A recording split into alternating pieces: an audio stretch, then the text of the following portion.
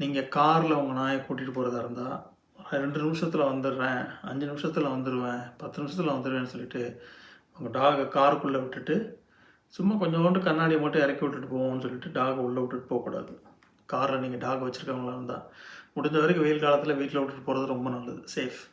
அப்படி ஒரு வேளை நீங்கள் டாகை வந்து காரில் கூட்டிகிட்டு போகிற மாதிரி இருந்துச்சிங்கன்னா உங்கள் கார் ரன்னில் இருக்கணும், ஏசி ஓடிட்டு இருக்கணும். அப்படி இருந்தால் மட்டும்தான் நீங்கள் கூட்டிகிட்டு போகலாம். சும்மா கொஞ்சோண்டு ஜன்னலை திறந்து வச்சுட்டு நம்ம காருக்கு காற்று கொஞ்சம் உள்ளே போக வரும், டாக் தாங்கன்னு நினைக்காதீங்க. ஏன்னா காருக்குள்ளே ஹீட் டெவலப் ஆகிறது வந்து வெளியில் இருக்கிறத விட ஒரு 4 மடங்கு அதிகமாக ஹீட்டை வந்து காரால் சேமிக்க முடியும். ஏன்னா சுற்றி இருக்கிற மெட்டல், அதில் இருக்கிற பாடி பார்ட்ஸ் இதோடு சேர்த்து உள்ளே நீங்கள் கொஞ்ச நேரம் உட்காந்து பாருங்கள்.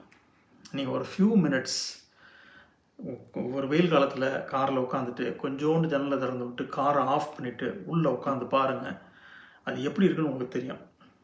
அதனால் வந்து டாகை உள்ளே விட்டுட்டு போனீங்கன்னா 1/2 hour to 1 hour heat stroke ஈஸியாக வரும். அடுத்த 2 hours டாக் வந்து சீரியஸாக கோமாக்கு போயிடும், இல்லைனா இறந்துடும். இது வந்து ஒரு சீரியஸ் வார்னிங்காகவே நான் சொல்லி ஆகணும். அந்த தப்பை மட்டும் பண்ணிடாதீங்க. அடுத்தது, டாக்கு சில பேர் ஷேவ் பண்ணி விடுவாங்க.